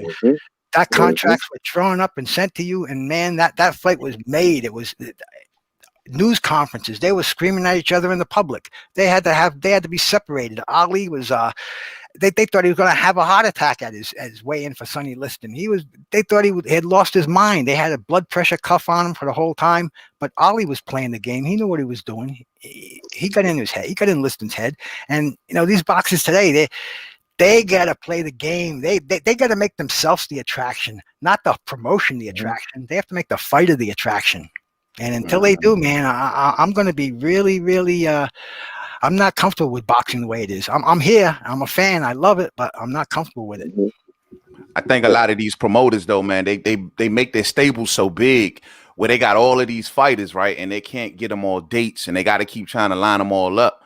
I mean, today's boxing, honestly, from yesteryear to today's boxing, I'm honestly, in a little small way, kind of glad that they stopped fighting so frequent. Like those fights, they fighting a month later and all that.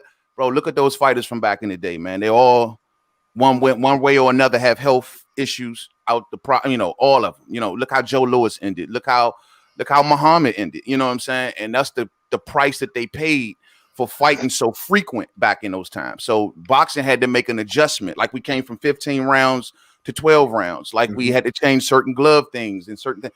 Boxing had to adjust on the fly. Twice a year is good for me. If I can see them twice a year, I'm happy. You know what I'm saying?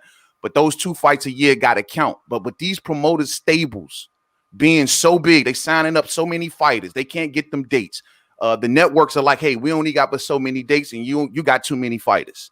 You know what I mean? And today, boxing is just getting, I don't know, it's getting to the point of these stables is just too big. Look at Al Heyman. Al Heyman got hundreds of fighters. We don't see all of them dudes. It's not enough. There's not enough time. You know what I mean? So I think they need to small down and just focus on their main guys. I know everybody want to get an opportunity, but if you got these big ass stables, you're not going to see everybody. You know what I'm saying? I think with Golden Boy, I think the only person they have is Ryan Garcia. So that Oscar does not want to feed Ryan Garcia to Tank right now, especially with Tank knocking out Leo. Don't they got what's the name? Don't they got Speedy over there or Rashid Warren? One of them over there with Golden Boy, but they don't push him. No, they do, but it seems like they're pushing more of Ryan Garcia. Like they don't even talk about him. You know what I'm saying? Like, man, it's all about. But I hate it. It's about if you have the protection, man, you good. You know what I'm saying? You don't even have to be even the greatest fighter either. That's what's the most disturbing part. I know y'all probably can agree with that too. Like they pushing fighters who are not even the best. Right. And that's what I mean. Instead of me saying it's just Ryan Garcia, it seemed like they're just pushing Ryan Garcia. He's the only one. I get it. Canelo left. I understand that. But y'all are all right. It's time for them to start pushing these other fighters because you never know, man, what type of revenue they can bring to that organization or to that company. They expect his Twitter and his Instagram following to translate into dollars in a boxing ring for Ryan Garcia. See, it's a different audience, brother. he got modeling and teeny boppers following him all day. You can have 5 million followers. Right. Them kids can't pay their own fucking bills. So who's gonna buy the fights? Their parents. So that's why you can sell a fight and you don't get that many views. If you was that popular, you'll have at least 5 million of those people coming to tune into you. But followers don't turn into dollars. And I don't know if the network and the suits think, oh, he has 10 million followers. Oh, he's gonna be a success in the ring. Try again. Different audience, bro. Now, one thing real quick. Let me just shout out who knows jumping in. Everything Boxing and Sports. What's good? Y'all subscribe to Kaon. Man, what's good, brother? Everything Boxing Sports. Thank you so much for jumping in, man. Thank you guys so much, everybody, for jumping in. Yeah, what's up? Keon and Monty Brown start cooking in the afternoon, man. Yep. Set the table. Yes, Absolutely. sir. I mean, this is the thing, you guys. I just want to make this clear. Those who are jumping in, the new ones, the new ones that are jumping in. I got to reiterate, those who are new here, man. I mean, because some don't really necessarily know the platform here, maybe. Those who are new, we're just speaking, as honest as possible. This is nothing personal here. We're just speaking our minds. We love the sport of boxing as you guys do. You know what I'm saying? The new guys, jumping in. If there are any in the background, listening, tuning in. This is not a hate channel, family. Y'all got to understand that. We got to grow out of that. You know what I'm saying? That's another thing I got to get clear here, that, you know what I'm saying? There are a lot of platforms out there that, and like what Eric R was referring to, that gem he dropped earlier, that, unfortunately, people get a little bit too emotional and they start hating on other platforms. You know what I'm saying? We just speak the sport of boxing as honest as we can, as factual as possible. I know it's hard to be 100% correct in everything because there are so many complexities and angles to talk about when it comes to certain fights and fighters and politics, like Mainman was talking about earlier, those with suits. You know what I'm saying? So many things to contemplate. So, so those who are new here, that's what it is here. You know what I'm saying? We just keep it as 100 as possible. We love the sport of boxing. That's all it is. You know what I'm saying? And I just want to talk about something else, you guys. You know what I'm saying? Okay, we already know Canelo's is going to smash Yildirim. I don't even want to talk about that. Okay. But there are talks now of, and I think it was quite predictable. I remember recently I went on Mainman. Thanks so much, Mainman, for letting me go on there on his platform. And we talked about a little bit about this, that we kind of knew, and the writing was on the wall concerning Canelo. And now they're in talks of Canelo and Billy Joe Saunders around May 8th. I'm not even thinking about Yildirim. That's out of here. I'm not even considering they're going to fight, whatever. But, Canelo's going to fight as far as sources are talking about here, as far as that's concerned, and reports or what have you, that he's going to fight Billy Joe Saunders on May 8th. I think in Texas they're shooting for. So let's jump to Mainman first, and then we'll go to Lavar Cooper, and then Bruce goes and G5. Okay, in that order, if you guys can. Okay, so Mainman, we go ahead and give your intake on that, put input on that, and Lavar Cooper, Bruce goes, and G5. Go ahead, Mainman.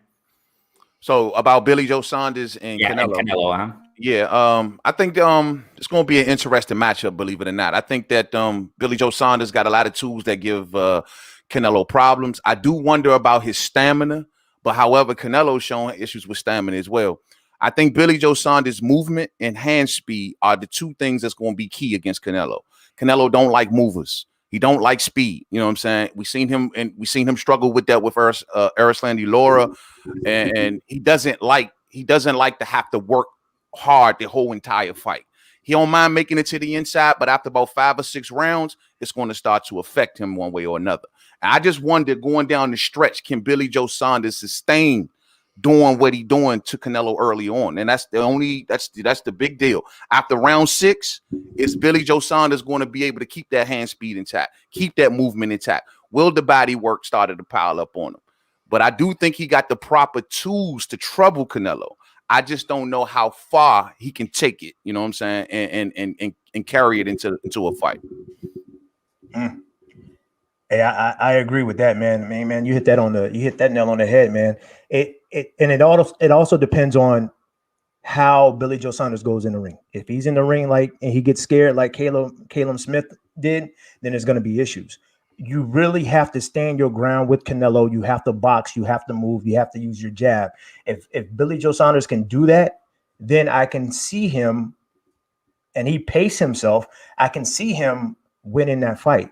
But once again, it's all about his stamina as well. he's really going to have to condition himself. So if he's going to sit up here and fight Canelo, he needs to make sure he work on that conditioning issue that he has, so that he doesn't fade in the later rounds. So just got to stick and move, get out the way.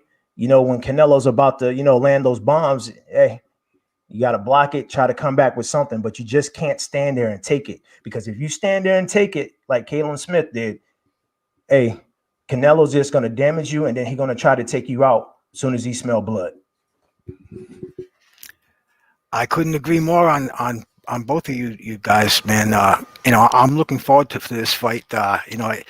It's, to me, it's a very close fight. Dare I say, we may even see an upset.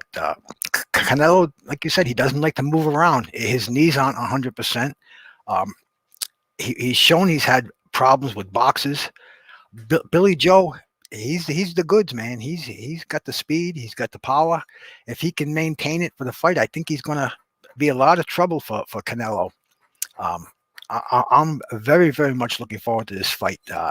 We're looking at the Plant fight, but I think he's got to really keep his eye on Billy Joe. This could be the fight for Canelo, and you couldn't keep me away from this one. What you got, G5? Baby gas tank versus baby gas tank. So as the fight progresses, when you get tired, you come more easily to get knocked out or take a big shot, because when you get tired, your legs are the first thing to go. So with me, both of them gas tank has been suspect, but Billy Joe is a good mover, and he's good at angles, and he has fast hands, and he has decent power too. He might be a jackass, but he can fight. But I agree with Chain with Ice in the comment. He fight to his competition. Like Billy Joe will get up to fight Canelo, but if he fight a C-class fighter, he'll fight him on that level. So I think he'll get up to fight Canelo. It could be an upset, but I agree with all you guys. Can he take that body work in the later rounds? When your gas tank is not as well, right. That's going to be an even bigger problem, because if you're already fatiguing, you get hit with one of those body shots, it might take you out. So, and the Canelo, he a type of fighter. If he feel like you're scared, he gonna jump on you like a lion. Now, if he know you're not scared, he'll be more, have a more strategic plan fighting you. You know what I'm saying? But if he know that you scared of him, he gonna come at you like he did Calvin Smith. He walked him down the whole fight. He knew he was scared. He didn't want to fight. He gonna walk straight to you. So hopefully, this is it's a good fight, and Billy Joe is coming to fight. And if he come to fight, then it'll be a good fight. Billy Joe ain't been looking that good at 68 though. He hasn't been looking nearly as good at 68 as he has at 60. That is a fact too. Like soon, I don't know if the pads wearing off or whatever the case might be, but the only thing he looked good doing at 68 was hitting his wife. Wait a second. But Billy Joe just fought somebody. I forgot his name. Martin Murray. Right. What was that in 168? Yes, he won by unanimous decision. But he did amazing in that fight. I understand though. Murray, he's not. You know what I'm saying? I mean, I think he may be a level guy. I mean, but he did look pretty good. I mean, but real quick. Let's jump to. We're gonna do it in the order that we see here on the screen. G5. We'll go to G5, then Mainman, then Bruce, then Lavar. G5. Now, what's your now? Okay, you guys gave amazing breakdowns on this. But what do you think about the matchup? Like, do you favor this matchup? Are you excited to see it if they do go down? If it does go down, Canelo versus Billy Joe Sanders. What's your enthusiasm about the fight, G5? I was more excited for it at 160 than I was at 68, because I agree. I do feel like that he made more noise and he was doing more at 160. I mean, at 68, I seen one fight he looked good. The next fight, like, what the hell? And then it's just like, I don't know. So, I mean, he's a name. I mean, they gonna fight. I guess if I gave it a percentage scale on, if it's good, I give it about 70% out of 100. It's not. I mean, it's okay. It's better than fighting Yildirim, but and the Liams. Yeah, so I guess I mean it's a small victory in some sort, but it's not. It's not just gonna make you turn your head and be trying to jump to the television. I'll watch it, but everybody know the fight we really want to see. So until we get that, it's like, what are we doing? What you got, man? I mean, the matchup is okay, just okay. If I had to pick it on the scale from 1 to 10, I'd say I'm about at about a 6.5, maybe 7. You know what I mean? Because the thing is, I give Canelo semi a pass for this because I understand what Canelo is trying to do. Canelo is going for we all lost sight of the fact that Canelo is going for history. He's trying to be the first undisputed fighter at 168 pounds, which is very respectable. I do, and it got to go through Billy Joe Saunders in order to make that happen. So I'm okay with that. Just okay. I would prefer to see Billy Joe Saunders go after his rival, and that is Demetrius Andrade. You know what I mean? Whenever you give me a rivalry of two fighters that got bad blood between one another, that fight takes precedence over everything for me. And so if I had my option, it would be Canelo going after someone else and Billy Joe going after Andrade. But at the end of the day, I understand that Canelo is going for history, and it has to go through Billy Joe Saunders. Right. What you got, Bruce? There's such a plethora of talent in the middleweight and the super middleweight division right now that they have to fight each other and clean up this mess. Canelo, I got to give him credit. He's making himself visible. He's giving us a lot of fights now. The fight with Billy Joe Saunders, I'm really looking forward to that fight. Just for the fact that it could go either way, as far as I'm concerned. We don't have that much to feast on, so this is you might say it's like throwing a crumb to the dogs, but I'll feast on that crumb. I'm looking forward to this fight. I want to see Benavidez in this mix. I want to see Billy. I want to see Andrade. There's we got the Charlo, we got Marchalo. There's so much talent right here. They just have to fight each other, and however they choose to do that, go ahead. But I want to see an ending to this. I want to see this like a tournament, and I want to see an ending, and I want to see the undisputed super middleweight champion. And that's it. Lavar, what's your enthusiasm on it? I'll take it for now. Canelo, he has given us some good fights. And like Mainman say, hey, I'll give him the pass on this as well.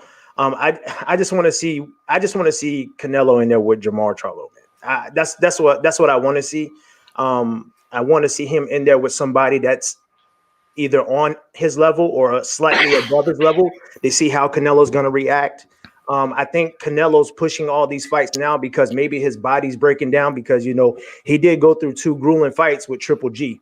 I know for a fact, like what Bruce Gold says, his legs are definitely breaking down. He wants to stand still and slug a little more. But for now, I mean, this is almost the best fight for boxing right now.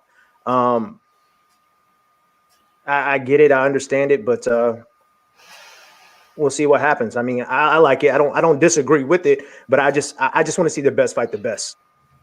Facts. I feel the same. I mean, I mean, like what you guys are saying, you know what I'm saying? Like Billy Joe Saunders, I mean, when you go back and check him out, great footwork. He did amazing against Lemieux, did amazing in his last fight. But then again, I mean, it wasn't the best competition. Murray, right?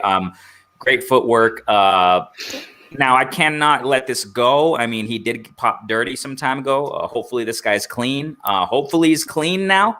I don't like that cheat stuff. Renee, yeah, they both pop dirty, so that's a wash right there, man. Facts. That's a wash.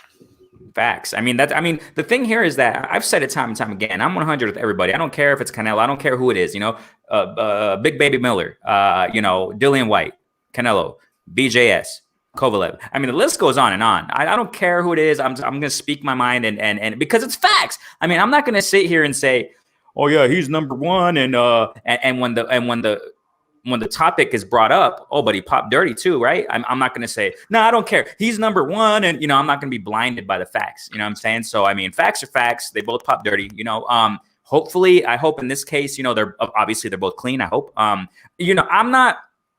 There's no proof or evidence, but then again, it's kind of like I've said it time and time again on my platform. Love Canelo, amazing fighter. If I were to see him in person, I'm down here in Mexico. Maybe one day I'll see him. You know what I'm saying? Sometimes he trots around the state I'm in. So he's from where I'm from. So respect. If I see him one day in the future, I'll give him his props. What's going on, Canelo? I don't think it'll happen, but who knows, right? If I see him, but give him his props all day. I got nothing against him fighting, but people have been saying recently, look how stacked he looked. Look how stacked and stocky he looked and, muscular in his build against Caleb Smith. A lot of people kind of look at his neck. Look how big. I mean, he has to be popping. I don't know. But hopefully he's clean. Hopefully Billy Joe Saunders is clean, for a great bout. That's what I want to see. I want to see Billy Joe Saunders, like Toby was kind of alluding to here. Toby, salute. Thanks so much for jumping in, Toby. Sorry, I didn't shout you out, man. All you guys for coming in. Thank you guys so much. I hope Billy Joe Saunders is at his A game 100, because if he is, I think he's going to really give Canelo some problems, man. And, I appreciate the matchup. Definitely, man. I got to give my props to both. But we'll see, you know what I'm saying? And hopefully they're both clean for this fight. And, it is what it is. Now check this out. Interesting. I don't remember who said it, but interesting. You guys mentioned this a moment ago right now. And that was my next point. So where does this put? I just got information earlier. I think it was yesterday. I don't know, man. I looked around somewhere. I don't remember where I got it from. So many sources, like I say, time and time again. Shouts out to the source. I don't remember where this came from, but I read from a source, I guess we can say, because of Canelo, fighting Billy Joe Saunders, reportedly, at least it's reported so far. I don't think it's official, but there are talks. May 8th, I repeat, they're planning to do the venue in Texas. Because obviously there's a crowd down there, so they're letting public events, blah, blah, blah. Because of that implies, Demetrius Andrade to fight Liam Williams. Oh, my God. Okay, well, where does this put Demetrius Andrade now? If Demetrius Andrade fights Liam Williams, I don't know what else to say about Demetrius Andrade. Demetrius Andrade, he's lost in space. I saw him do an interview a couple of weeks ago, and he was complaining that Dusty Hernandez was going to be his breakout fight. And yeah, really, how motivated can you get when you're looking forward to Dusty Hernandez as your breakout fight? So I heard that, Bruce. Yeah, Andrade is he's my homeboy, man. He's from Providence, and even the locals, man. We're kind of done with him. He's into his 30s now. He had an amateur career. He didn't pan out as a pro as we wanted him to. He did win a world title. He brought a world title to the state. So, we got to give him thumbs up for that. He fought all over the place. He was at the convention center. He was at Twin Rivers, Foxwood. So, he was visible, but then I don't know what happened to him. He lost something. I don't want to get personal with it, but he's not the man he once was, that I can see. And that's the talk on the streets too. Well, what you got on it, main man? I still, in Demetrius Andrade case, you can never trust him because his track record is so bad. It goes all the way back to the Jamel Charlo fight. And it's one thing for us to say, let's give him the benefit of the doubt, but it's just keep on happening. And I always go back to that time when he was about to fight Charlo. And the reason he got pulled out, according to his particular court papers, when he was going through the whole Rock Nation lawsuit thing, was he wanted to take lower tier fights for more money. That's always been Demetrius Andrade. Wow. It's never, ever stopped. The problem that even today, Demetrius Andrade got Liam Williams under him as his mandatory, right? But he also got Jaime Munguia sitting right there. Now, I think a Jaime Munguia versus Demetrius Andrade would be much better than Liam Williams. You know what I mean? But unfortunately, we just don't see that push. You just don't. You see Andrade talking, but you don't see no action. You know what I mean? Now, the one thing that Demetrius Andrade needs to watch out for is don't get swindled out of your title. What do I mean by that? Is that they want him to face Liam Williams, who's an MTK global fighter, but they also telling him to come up to face Billy Joe Saunders, who's an MTK. But Billy Joe is saying, hey, vacate your title and then come on up here and fight me. If he vacates that title, then Liam Williams will be facing Jaime Munguia probably for that particular belt. So Demetrius Andrade got to be on his A game. Don't let that title go. Liam Williams is your mandatory. You know, it is what it is. I don't really want to see it, but it is what it is. I'm hoping we talking about Billy Joe Saunders fighting Canelo. Yet if Andrade's talking about going up, he's supposed to be fighting Billy Joe Saunders. You see, it's just like a whole bunch of mess every time it comes down to Demetrius Andrade. So what he just need to do, hold on to your title, fight your mandatory, man, and go after Jaime Munguia. That's what I want to see him do. But I don't know what he's going to do, man. What you got, G5? I agree with man. Like, just stay where you at. Fight your mandatory. I mean, if you go up to 168, you're gonna have to vacate either way it goes. Stay in your division. Fight your mando. I really don't care for it. I mean, I don't even know who this guy is. His first name is Liam, so I'm already suspect about that anyway. I don't trust any Liams at this point. If you got Liam in the first, middle, last, anywhere, I don't trust. I don't. It feel like you came from that Liam factory. You know what I'm saying? Where they just pump all of them out. Callum Liam Smith, Lee Liam. Who, man? Where are these? Who are these people parents? They come from the same people or something? Because they always got Liam or something in there. But that's a whole nother thing. But it's like, just then go. Munguia will be a notable name on his, resume if he, go ahead and knocks off his Mando and can schedule a fight with him. Since don't look like Charlo gonna happen, don't look like Canelo gonna happen. So, what you gonna do in the meantime? You know what I'm saying? That's what a lot of fighters get the whole game messed up. Okay, if you can't get this fight, what are you going to do in the meantime to put yourself in a better position to get that fight? Exactly. So, I don't know where his mindset is because, you done pulled out a signed contract. I don't know. He can fight, but where he at mentally, I don't know. So that's where it's all about. If he see the plot that's in front of him, if he don't, then it was like a Mainman said, he gonna get swindled out that belt. What you got, Lavar, on a possible Andrade versus Liam Williams? Because it sounds like that's next, but I'm not. It's not official, but it sounds like that. What you got on that, Lavar? When it comes to Andrade, man, I've been like, just like what everybody else on the panel was talking about, man. I've been waiting for him to have a meaningful fight. I would rather him fight somebody better than that. He on the Canelo when Canelo fought Kalen Smith, he was being interviewed and he was saying that, Canelo's not the best 160 pounder. I am. Okay, so who have you faced? I can tell you right now, man, Peter Manfredo Jr. fought tougher competition than Andrade. So at the end of the day, Andrade it's like what my father tell me, hey man, saying something and doing something is two totally different things. If you're saying that you were the best, you need to go out there and perform like you're the best, fight the best. And honestly, he hasn't, man. And how long are we supposed to wait to see him in a fight that's meaningful? We've been waiting for a long time. Honestly, when it comes to him, it's in one ear out the other for me, man, because I've been waiting. Just like what G5 and Mainman and Bruce Go said, ever since that Charlo fight, that would have been great for him. But then it comes down to money. How much money do you need? While all of us here, all the fans, we're scrounging up money to see you fight. How much money do you need? So when is he going to start thinking about the fans? So at the end of the day, that fight, it's for me. Right. Now the thing here is that I'm not knocking Liam Williams as a fighter. Generally speaking, y'all already know my platform, how I do things. How I appreciate and respect all fighters. But Liam stylistically speaking, man.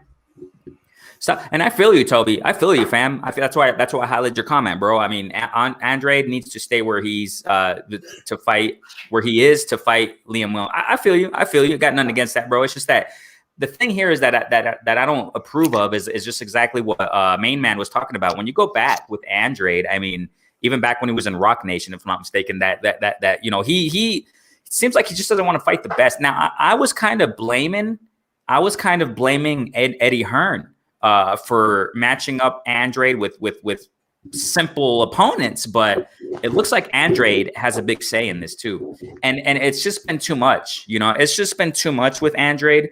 And you can just tell, I mean, I'm not saying social media is everything, but you can just tell he doesn't really push aggressively to fight these big names out there. I mean, he's been calling Triple G recently. It's like, dude, okay, all due respect, man. I think Triple G also is another guy that he should have retired a while ago. Maybe it's controversial what I say. That's just my opinion. You know what I'm saying? I think Triple G should have retired a while ago. It's not the same anymore. Triple G's not. How old is the guy? How old is he? 38? 38, 39, I believe. He's not the same Triple G, man. He's not the same Triple G. He's not gonna. Okay, why? And I just like to exhaustively explain my whys. I'm not going off topic, but why are so many people clamoring a Canelo Triple G trilogy? It's not really so many people actually, but mainstream, I guess, whatever you call it, right? These reporters, what have you, who have been many years in the sport of boxing and reporting and blah blah blah. Triple G and Canelo. What the heck is this being talked about? Why is this being talked about still? We all know if there's going to be a Triple G and Canelo fight, Canelo's going to smash. He's going to humiliate Triple G, man. At the point that Triple G is in right now, that's no contest, man. I mean, I understand. I'm sure Triple G is going to fight. All due respect, he has power, yes, but he's just a lot slower. His head movement's not the best anymore. Footwork, you already know. I mean, Canelo will smash this dude now if there's a rematch. I'm sorry, if there's a trilogy. And you know why do I say this? Because Andrade was recently saying, "Oh yeah, I still want Triple G." Forget that talk. Forget it, because there's no point, and I don't think there's really much interest in him fighting, stylistically speaking, on Andrade versus Triple G. And Triple G way out of his prime. And that's the thing, that Andrade, he doesn't aggressively push those top names, those prime fighters that we want to see. And it's just been time and time again. This is approximately, and then this Dusty Rodriguez, whatever, all due respect, I don't know, but who wants to see that? Nobody wants to see that, okay? No. And I say it with all due respect as just a zealous fan of the sport. Nobody wants to, and whoever, if Andrade, this is why I'm bringing this out, if Andrade fights Liam Williams, stylistically speaking, Andrade is levels above Liam Williams. He's levels above him. Go back and watch Liam Williams fights. It's not a matchup, ladies and gentlemen. It's just a sparring match for Andrade. You know what I'm saying? And if this happens, at least, I think, if I'm not mistaken, Mainman talked about it. At least fight Munguia. At least, I mean, even Munguia, it's like, I don't know, man. I just don't know too much about Munguia either. I don't see Munguia topping the top names either. That's another name. Yeah, that's what I'm saying. I keep 100 with everybody. I'm saying so. If the reason why I say this is because if Andrade fights Liam Williams, I don't know. Andrade, I just put him aside. This is going to be like the 7th fight. I'm not joking here. I'm not exaggerating. This is like the 7th fight where it's just a lot of C-level fighters. It's just like, dude, Andrade, your career is going to the toilet, bro. Sorry. Billy Joe Sanders is taking your place, Andrade. I mean, I don't know what else to say. Yeah, man, you got something? Yeah, the crazy part about it is that Andrade is very talented. It's not, the crazy. We don't sit here and say that he can't get it. I don't think he can. Like, he'll get in there and get blown out by anybody. I don't think Canelo blows him out. I don't think Golovkin blows him out. He's extremely talented. He got a good skill set. Physically, he's, he got that reach and he got movement. He has intelligence. He's a good fighter. That's why I don't understand why it's almost as if Andrade almost don't believe in himself. I remember at one time, I'm not sure if it was Golovkin or if it was Billy Joe. They presented themselves to Andrade when he first came to 160, and Andrade turned him down and said he wanted more muscle mass, so he had to put on more muscle. You know what I mean? Andrade is always, for whatever reason, acts like he wants it, but sometimes when it presents itself, it never happens. Talking and doing. I don't know, man. But hey, one real quick. But as for Golovkin and Canelo, I just think that, be honest with you, I side with Canelo in that matter. I think Canelo was on the side of right. Golovkin did not beat him in 2 fights, and at this point, Golovkin needs to go and get that win to build that momentum back up. Canelo out here fighting champions. Well, I got Golovkin out here fighting who, you know what I mean? So earn that 3rd fight. Go back, get a big win, beat a Andrade, beat a Charlo, and then turn around and put pressure on Canelo. I actually side with Canelo on that. And Triple G's not going to beat those guys, man. No way. Man, I was going to ask you, who do you think Triple G should fight to have that mega fight to try to lure Canelo back in? But you just answered it, man. I just think Triple G should retire, man. He's not going to beat those guys, man. And he's not even going to, and I highly doubt they're even going to give him these names. Do you think so, Bruce? Do you think that Triple G is going to fight one of these big names that we want to see him to fight? I don't think so. No, I think that they're just trying to recycle another name here. You know, Triple G is known to the general public probably as much as any active boxer now, because boxing, it's becoming a forgotten sport, and they have to drag these names out there that people remember. Triple G. I mean, look what Mike Tyson and Roy Jones did. Right. And that's sad because we have these young fighters that are active. They want to fight. They want to prove themselves, and they don't have the platform because these guys like Triple G and Tyson and Jones, they're taking these dates, these pay-per-views, just the general anticipation of a fight in general. They should fight. Go out and if you want to make a great fight, pick a great fighter. Go out in style. Nobody's going to think the less of you. They're only going to think the more of you. This all this messing around here with the Liams and all these less than stellar fighters. It's a waste of time. We don't want to see Triple G in a less than a competitive fight anymore.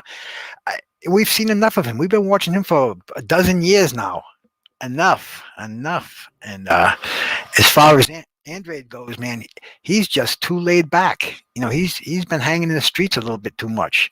He's going to get an aggressive streak back again. It was anticipated through when he turned pro, he was going to be the biggest thing out of Rhode Island ever. And it didn't pan out. It put a sour taste in a lot of people's mouths.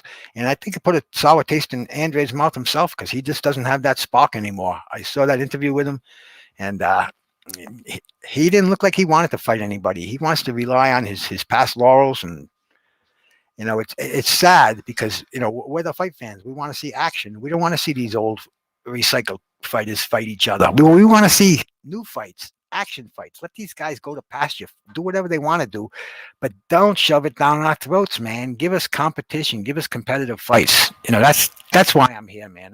That's the bottom line for me. I want to see the best fight the best. Facts, man. G5, what do you got on that? You think Triple G is going to be with any of these top names?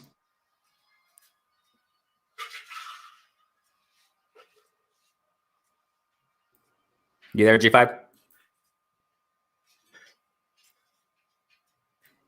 Yeah, I think G5's out there for a moment. It's all good. Chen Smoke says here, Triple G's one style will not be enough to beat. Yeah, no matter how many times. Exactly, man. I totally agree. And I just think he's just way out of his prime, man. I said this a while ago. I said that. Check us out, man. Just real quick. Yeah, G5 in a moment. I got you, G5 in a moment. Okay. I said this when I just started my channel. My first video, check this out, ladies and gentlemen. And I have stage fright in that video. I'm kind of like shy, right? I don't care. I leave it there because it's facts. In my humble opinion, because you can just see it. My first video on this channel, it's called Triple G, the King for Long, as a question. Triple G, the King for Long. Because at the time I made that video, I think it was after the first Canelo Triple G fight. And I noticed in that fight, in the first Canelo Triple G, it was an amazing fight. I'm taking nothing against Triple G, man, away from him. I mean, he fought great when he was in his prime. I mean, I respect him. I definitely do, man. I loved seeing his fights back in the day, man, when he was more, when he was in his prime more. I enjoyed the first fight, Canelo versus Triple G. Yeah, it was a draw. Okay, fine. Whatever. But I noticed that he wasn't, I noticed he was getting a little bit over the hill, a little bit slower, a little bit. And then when he rematched, when the rematch was announced, that's when Canelo popped dirty. Okay. But around that time, they were supposed to fight. It was postponed because Canelo popped dirty, if I'm not mistaken. Around that time when they was announced, and I knew it. I knew Canelo was going to get a slap in the wrist. He popped dirty around February or something like that, March. I don't remember what the heck year it was, 2018 or whatever. Okay, so but I do remember it was between the first fight and second rematch, the rematch between Canelo and Triple G.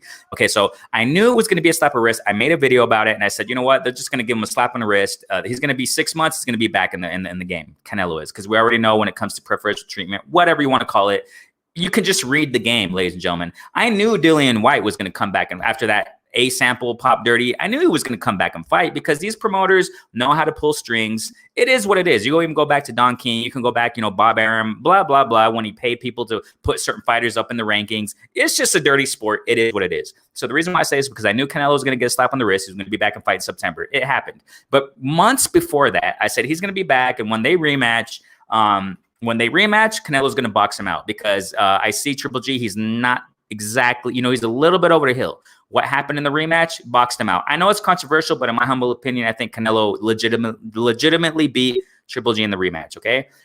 So the reason why I say all this, guys, is because in the first video, my whole platform, I just knew, and when Triple G fought Daniel Jacobs. Okay. That controversial kind of knockdown when he knocked down Daniel Jacobs against the ropes kind of looked like a trip to me, but kind of a knockdown at the same time. But whatever. I saw Daniel Jacobs did pretty well against Triple G. You know what I'm saying? I mean, it wasn't the same Triple G when he fought Daniel Jacobs. So, now at this time, years later, it's like, you know what? Triple G, this is what I'm saying. He should have retired a while ago, in my humble opinion. G5, what do you think about that? You think Triple G is going to find a big name soon? Yeah. No, sir. No, man, he just around just to get a check, man. It's pretty much what it is. He just around to get a check. Like if he's not gonna fight nobody that's noticeable or that even worse fighting, then what are you really fighting for? A check. So, I mean, he just gonna hang around because he still got somewhat of a name until he can't do it, until he can't anymore. So, I mean, I don't look for him to say, oh, I'm going to go fight Charlo or I'm going to go fight Andrade or somebody of that nature. I doubt it. Highly doubt it. So I'm not expecting him to fight nobody big. He'll fight somebody that we may have never heard of from Portugal or something. I don't know. Yeah, pretty much. It is what it is. And I think it's exactly what Bruce is saying. These guys are just going to recycle his name just to get clout or whatever, draw attention. Mainman, you're going to say something?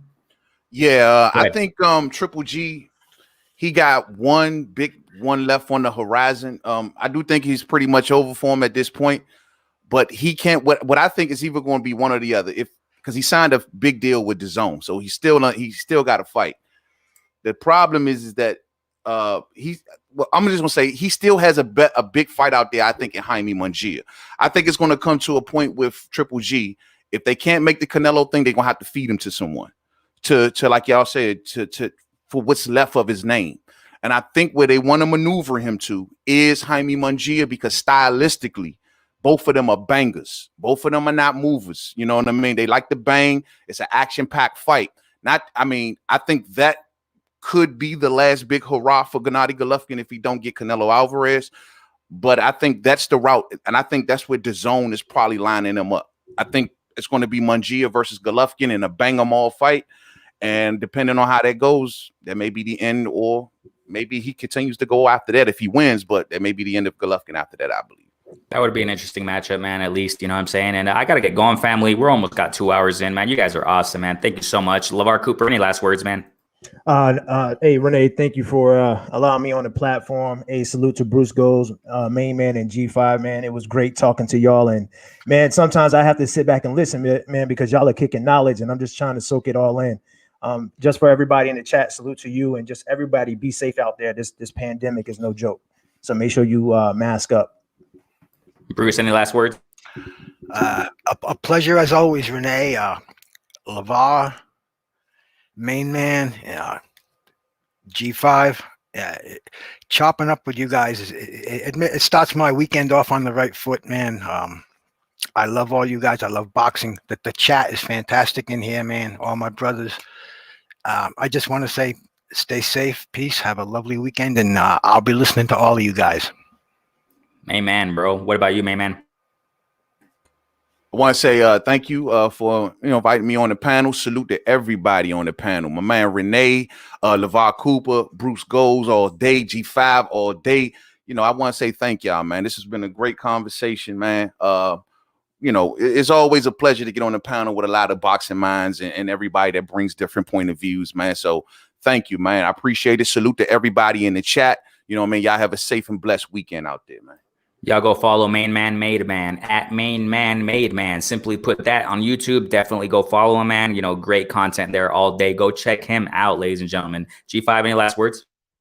Man, appreciate you for letting me get on, Renee, as always, man. Yeah, we've been hitting and missing. I ain't, haven't been able to get on lately, but it's all good. We made it work. Salute, man. Bruce Goals. The boy, salute my brothers. You know, y'all boys stay blessed. Salute to the chat. And man, it's always good, like they say, when you get on a panel and just talk boxing and everything is all good with a good energy and good vibes, and get points across, and then get through a show. So man, peace out to everybody, man. Y'all can subscribe to my channel as well. We got 100 sales and rolling. I'm waiting on a new laptop to come in because I gave my daughter, my other one. So we'll really get it kicking off once that come in. So everybody be blessed, man. Thanks again, Renee. Everybody be good, man. You too, brother. Definitely go subscribe to G5, man. Getting his channel up and going. Definitely go subscribe to G5, man. Gabe, definitely you can find him at G5_Gabe. Y'all go check him out. Thank you guys so much for jumping in, man. Mademan also, man. All you guys, Lavar Cooper, Busco, Stormy B, man. Everybody who jumped in the chat, man. Everybody who tuned in. Thank you guys so much. Remember to like, subscribe, share, and just show that love and support, man. I appreciate each and every one of you. Renee Box Young, peace out. Thank you guys so much, man. Peace out, family. Peace out, panel. Be safe, Renee.